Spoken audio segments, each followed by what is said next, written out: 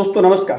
दोस्तों 2024 का जो लोकसभा चुनाव है उनका जो बिगुल है वो राजस्थान के अंदर बज चुका है। और अब बात करेंगे बाड़मेर जैसलमेर से मानवेंद्र सिंह की, या इस बार लोकसभा का चुनाव लड़ेंगे या फिर नहीं लड़ेंगे। क्योंकि देखिए जिस तरह से चर्चा पहले चल रही थी, जिस टाइम मानवेंद्र सिंह की गाड़ी का हादसा हुआ उससे पहले जो चर्चा चल रही थी, मानवेंद्र सिंह बीजेपी में जाने की तैयारी भी थी। और उसके बाद जो ये अब 27 तारीख को राज्यसभा के चुनाव थे, बीजेपी राजस्थान से मानवेंद्र सिंह को राज्यसभा में भेजने की भी तैयारी चल रही थी।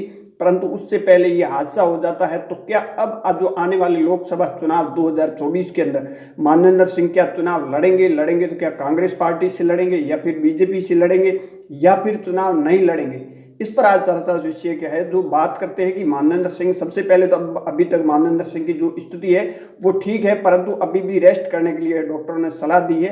अब बात की जाए मानवेंद्र सिंह की फिलहाल की स्थिति में अगर देखा जाए तो मानवेंद्र सिंह कांग्रेस के अंदर है। और जब से कांग्रेस मानवेंद्र सिंह ने ज्वाइनिंग करने के बाद में जो भी चुनाव लड़े, झालरापाटन हो गया और लोकसभा का चुनाव हो गया, और उसके बाद अगर बात की जाए सिवाना से विधानसभा का चुनाव, तो तीन चुनाव है वो कंटिन्यू मानवेंद्र सिंह कांग्रेस पार्टी से हार चुके हैं। अब देखिए बीजेपी की अगर बात करें तो बीजेपी पार्टी ने एक बड़ा डेवलपर किया है। और बाड़मेर जैसलमेर की अगर लोकसभा की बात करें तो शिव से 2018 के अंदर जो विधायक का चुनाव लड़े थे, हालांकि चुनाव हार गए थे, खुमान सिंह सोडा को भी एक बड़ी जिम्मेवारी देकर अब जो बीजेपी का आला कमान है उन्होंने राजपूत समाज को भी इसमें शामिल कर दिया गया कि हम सभी समाज को एक साथ लेके चल लें।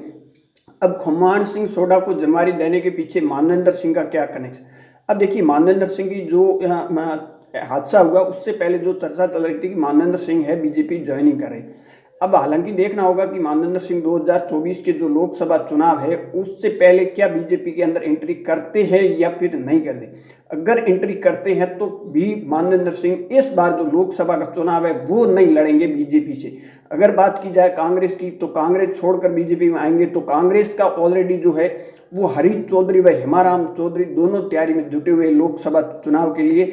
और जो जानकारी मिल रही है कि प्रियंका चौधरी है वो भी कांग्रेस ज्वाइनिंग करने वाली है, और हेमाराम चौधरी है वो इस बार बाड़मेर जैसलमेर से प्रबल दावेदार माने जाते हैं लोकसभा के कांग्रेस पार्टी।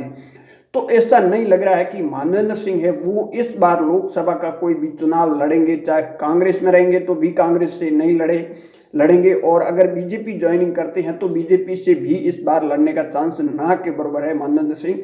और बीजेपी के जो आला कमान ने खुमान सिंह सोडा को एक बड़ी जिम्मेवारी दी है, पार्टी के संयोजक बनाया बाड़मेर जैसलमेर लोकसभा के। अब देखिए बीजेपी की अगर बात करें तो बीजेपी के अंदर बड़ी एक लंबी लिस्ट है उम्मीदवारों की। अगर बात की जाए तो कैलाश चौधरी की बात की जाए, स्वरूप सिंह खारा है, सांगाराम जांगीड़ है, भेराराम चौधरी है, इस तरह के तमाम बड़े बड़े नाम हैं। उसके अंदर अब आखिर बीजेपी किसको उम्मीदवार बनाती है 2024 के लोकसभा के अंदर। और मानवेंद्र सिंह की ये स्थिति है कि इस बार मानवेंद्र सिंह किसी भी पार्टी से कोई भी लोकसभा चुनाव लड़ने के मूड में नहीं दिखाई दे रहे। जो जानकारी सूत्रों से मिल रही है उसके अनुसार मानवेंद्र सिंह बीजेपी ज्वाइनिंग कर सकते हैं, ऐसी बात नहीं है, बीजेपी लोकसभा चुनाव से पहले कर सकते हैं। परंतु मानवेंद्र सिंह की इस बार जो तैयारी थी वो थी राज्यसभा में जाने के लिए, और इसमें अंदर खाने जो बात थी वो लगभग हो चुकी थी। बीजेपी के बड़े नेता दिल्ली के अंदर और राजस्थान से उनको राज्यसभा में भेजने की पूरी तैयारी थी, परंतु उससे पहले ये हादसा हो जाता है। हादसे के बाद में देखिए अब मानवेंद्र सिंह ठीक होंगे, उसके बाद वापस सक्रिय होंगे, और उसके बाद देखिए बीजेपी ज्वाइनिंग करते हैं तो उसके बाद बीजेपी क्या उनको देती है वो सबसे बड़ी बात है। अब देखना होगा लोकसभा चुनाव से पहले क्या राजनीति के अंदर उलट फुल देखने को आपको मिलेगा। देखते रहिए लक्की न्यूज़।